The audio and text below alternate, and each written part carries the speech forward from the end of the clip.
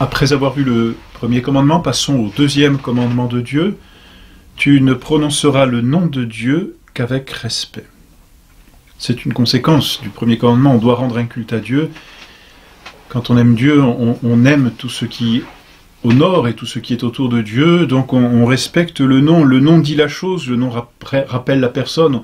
On sait d'ailleurs ce que signifie même notre propre nom, notre propre prénom et la consonance qu'il peut, la résonance plus exactement qu'il peut avoir en nous lorsqu'on l'entend prononcer, c'est entendu. Et pour Dieu, c'est la même chose. Honorer un nom, c'est honorer la personne qui est derrière, bien sûr. Ça fait partie du culte qu'il faut rendre à Dieu.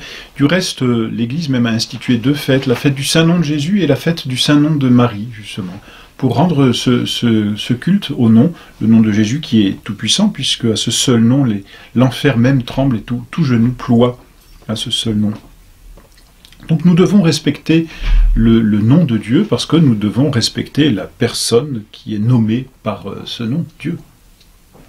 Et donc ce commandement nous interdit de prononcer vainement, c'est-à-dire de mal user de ce nom. On peut le faire de 4 façons. Alors c'est un peu plus large que le nom. On va voir, c'est le nom et l'honneur. C'est ça qui est dû à Dieu. 4 façons. Première façon, l'abus du nom de Dieu. Deuxième façon, ça c'est ce que l'on connaît, c'est bien, et c'est le péché principal justement contre ce commandement, c'est ce que l'on appelle le blasphème. Troisième façon, c'est un peu plus éloigné peut-être, c'est ce que l'on appelle les faux serments, c'est-à-dire qu'on va utiliser le nom de Dieu, on va le revoir un peu rapidement, mais pour des choses vaines, justement. Donc on déshonore un peu le nom de Dieu, et Dieu lui-même, c'est toujours la même chose. Quand on déshonore le nom de Dieu, on déshonore Dieu. Et puis, quatrième façon de mal respecter ce nom de Dieu, c'est de ne pas respecter ses vœux et de violer les vœux. Parce que par le vœu, là c'est la même chose, on fait une promesse à Dieu, et on invoque d'une certaine façon le nom de Dieu comme garant de notre propre vœu. Alors voilà, ces 4 péchés, si l'on peut dire, qui vont contre le deuxième commandement. Tu ne prononceras le nom de Dieu qu'avec respect. D'abord, l'abus du saint nom de Dieu. Bon, abuser du nom de Dieu, c'est le prendre ce nom en vain, vous voyez, c'est le prononcer sans raison, sans respect convenable. Voilà, on utilise le mot Dieu et on l'utilise sans faire attention et comment dire, on le profane d'une certaine façon, mais sans attention. Donc souvent c'est un péché véniel quand il n'y a pas toute l'attention. C'est pareil quand on abuse des paroles de Dieu, même des paroles de l'Écriture sainte, ou même alors par exemple si on leur donne un but immoral ou hérétique, là pour le coup on pêche même gravement parce qu'on détourne le sens. C'est même un péché de sacrilège parce que la parole de Dieu est sacrée. Bon, voilà, l'abus du saint nom de Dieu. Ce qui nous intéresse un peu plus, c'est le blasphème, parce que c'est peut-être un peu plus compliqué. Le blasphème, qu'est-ce que c'est? C'est une parole injurieuse contre Dieu, ou même contre les saints, contre la religion, le blasphème. Blasphémer, donc, ça vient du grec blapto, qui veut dire je blesse, et phémé, je crois, la réputation.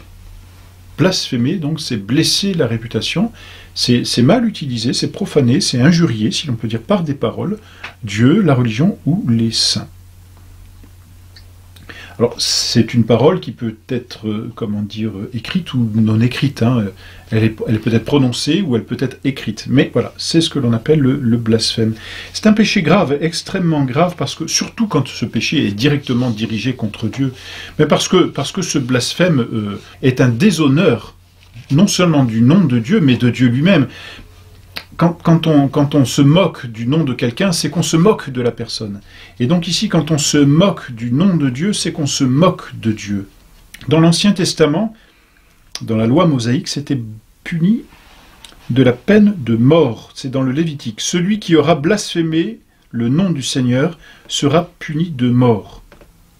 D'ailleurs, le code justinien et même l'ancienne législation française punissaient gravement, sévèrement, disons, le blasphème. Car c'est un péché qui attire la vengeance de Dieu. Dieu n'aime pas qu'on se moque de Dieu. On ne se moque pas impunément, dit l'Écriture de Dieu. Et donc on n'utilise pas impunément le nom de Dieu en vain ou pour blasphémer, ou pour dire des choses, comment dire, qui sont contraires à Dieu. Alors, attention, c'est vrai qu'il y a eu des expressions qui étaient blasphématoires et qui aujourd'hui ne le sont plus parce qu'elles ne sont plus pensées comme des blasphèmes, bien sûr qu'il vaut mieux les éviter, comme quand on dit nom de Dieu ou morbleu, tous ces blasphèmes, parce que morbleu c'était mort de Dieu, donc c'était des paroles injurieuses. Aujourd'hui elles ont perdu leur sens probablement pour certaines. Bien sûr quand elles sont prononcées avec leur sens, elles sont un péché. Quand elles sont prononcées de façon avec inadvertance, vous voyez, quand il n'y a pas ni la pleine advertence ni le plein consentement, bien sûr le péché devient léger. Et puis quand il n'y a même plus du tout le sens et qu'on ne savait pas, il n'y a plus péché. Mais il vaut mieux ne pas les utiliser quand même et faire très attention parce que ça reste le nom de Dieu. Voilà pour le blasphème. Au blasphème, on joint aussi ce qu'on appelle l'imprécation. L'imprécation, on parle aussi de malédiction, c'est une parole de haine ou de colère par laquelle on souhaite du mal à soi-même ou au prochain. C'est aussi une parole, c'est pour ça que ça se rapporte au blasphème, c'est-à-dire qu'on dit du mal, maledicere, c'est ça la malédiction. On dit du mal et on prend Dieu, enfin, on voudrait que Dieu soit l'auteur du mal. Bénir, n'est-ce pas, c'est benedicere, c'est dire du bien. Et donc on engage la parole de Dieu pour que ce bien se répande. Et c'est bien. La malédiction, c'est vouloir que Dieu fasse le mal. C'est souhaiter du mal à une personne, mais c'est souhaiter que Dieu fasse le mal. On se souvient, n'est-ce pas, dans l'évangile, quand notre Seigneur envoie les apôtres 2 par 2 pour évangéliser les villes, les 2 apôtres, Jean et Jacques, là, reviennent, et puis ils sont allés dans une ville et leur prédication n'a rien obtenu, ils n'ont rien pu faire, donc ils reviennent un peu en colère, vont voir notre Seigneur, et puis ils disent Maître, voyez cette ville là-bas, si vous pouviez faire descendre le feu du ciel, malédiction, sur cette ville, ce serait pas mal. Et notre Seigneur les reprend vertement, en les accusant, enfin en les traitant même de fils du tonnerre, en leur disant c'est pas comme ça qu'on s'y prend. Dieu peut maudire comme il le veut, ça c'est entendu, hein, parce que Dieu est Dieu, et qu'est-ce que vous voulez, il est tout puissant et c'est le maître de toutes choses. Mais l'homme ne peut pas maudire comme il le veut. Voilà donc pour l'imprédication ou la malédiction. Et puis ensuite le serment, alors le faux serment. Qu'est-ce que c'est qu'un serment? C'est prendre Dieu à témoin de ce que l'on dit est vrai. C'est-à-dire qu'on engage Dieu dans la vérité que l'on veut affirmer, ou que l'on veut faire, ou que l'on promet. On engage Dieu. Alors, il peut y avoir de véritables serments, de bons serments, mais il y a aussi des faux serments. Le serment est institué pour garantir la sincérité et la vérité d'une parole. Donc il peut être légitime dans certains cas, surtout quand il s'agit de vérités graves, bien sûr. Pour qu'un serment soit légitime, il faut qu'il soit certainement fait au sujet de la vérité. On n'a jamais le droit de faire un serment sur quelque chose qui n'est pas vrai ou qui est mauvais, sinon le serment ne vaut pas. Dans l'Ancien Testament, il y avait cet homme, ce juge, qui rentrant de la guerre, avait fait le serment à Dieu d'immoler la première personne qu'il rencontrerait. Et la première personne, ça a été sa fille. Ce serment ne vaut pas parce qu'il n'a pas pour objet quelque chose de bien. Vous voyez ? Donc le serment, pour être bon, doit être vrai, il doit être juste, et surtout il doit être fait avec jugement, c'est-à-dire au sujet de choses qui sont graves et nécessaires. Sinon, eh bien, ce sont de mauvais serments, ou de faux serments, ou des serments téméraires et inutiles. Et finalement, on profane là encore le nom de Dieu. Donc il n'est pas bon de faire des serments, encore moins de faire de faux serments, mais des serments à propos de toutes choses. Voilà donc pour le troisième péché contre lequel... le troisième péché qui va contre ce deuxième commandement. Et enfin, le dernier péché, et je passe assez rapidement, mais parce que c'est un peu délicat, c'est de ne pas respecter sa propre parole, c'est-à-dire le vœu par lequel on s'engage à faire une chose. Qu'est-ce qu'un vœu?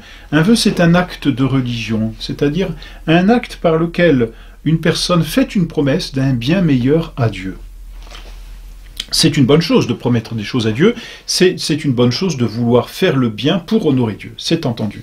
Donc pour qu'il y ait véritablement vœu, il faut qu'il y ait une promesse, il faut qu'il y ait le désir de s'engager sous peine de péché, bien sûr, il faut que ce soit un bien meilleur, et puis il faut s'y engager avec délibération. Donc on ne fait pas de vœux à la légère, et je dirais, on ne s'engage pas à faire de vœux sans en avoir référé d'abord à un supérieur, à un prêtre ou à un religieux. C'est une chose bien trop grave. Parce que ne pas respecter son vœu, c'est aller directement contre la religion. C'est un acte qui va contre la religion, qui va directement contre Dieu. C'est finalement, s'être engagé auprès de Dieu pour rien, et ensuite pour léser ce vœu, c'est-à-dire pour se parjurer. Le parjure, c'est celui qui ne respecte pas son vœu. Donc vous voyez, pour qu'il y ait vœu, bien sûr, il faut qu'il y ait cette délibération, il faut qu'il y ait ce bien soit meilleur, il faut que ce soit une bonne chose, il faut qu'on s'y engage sous peine de péché, c'est pas qu'une simple promesse. Vraiment, quand on s'engage, quand on promet quelque chose à Dieu de soi-même, on ne s'y engage pas sous peine de péché. Mais par contre, quand on fait le vœu, on s'y engage sous peine de péché. Donc c'est quelque chose de grave. Le vœu est donc quelque chose, bien sûr, d'excellent, c'est une promesse excellente. Les religieux font le vœu, les prêtres ont un vœu au moins implicite de chasteté quand ils s'engagent au sous-diaconat. Les religieux prononcent ces 3 vœux d'obéissance, de chasteté et de pauvreté. Et c'est excellent, et c'est ce qui fait l'excellence de leur vœu, de leur vie, Mais chaque fois qu'un religieux irait à l'encontre de son vœu, il commettrait un péché grave, un péché mortel. Il serait parjure de sa parole, voyez. Donc ça n'est pas rien de faire un vœu, et on ne s'engage pas à la légère au vœu. Donc celui qui irait contre son vœu n'irait pas simplement contre lui-même, contre sa propre promesse, il irait contre Dieu parce que la promesse est faite à Dieu. Il aurait donc prononcé comme une parole, un engagement vis-à-vis de Dieu qu'il ne tiendrait pas, il déshonorerait Dieu et sa propre parole. Vous voyez, le vœu, c'est comme, si vous voulez, un pacte, un contrat passé, si l'on peut dire, passé vis-à-vis de Dieu. Et ce contrat nous engage vis-à-vis de Dieu et engage Dieu, d'une certaine façon. Voilà pourquoi aller à l'encontre de son vœu, c'est se parjurer. Et se parjurer, eh bien, c'est déshonorer, finalement, le nom et l'honneur de Dieu. Voilà donc pour les péchés qui vont contre ce 2e commandement.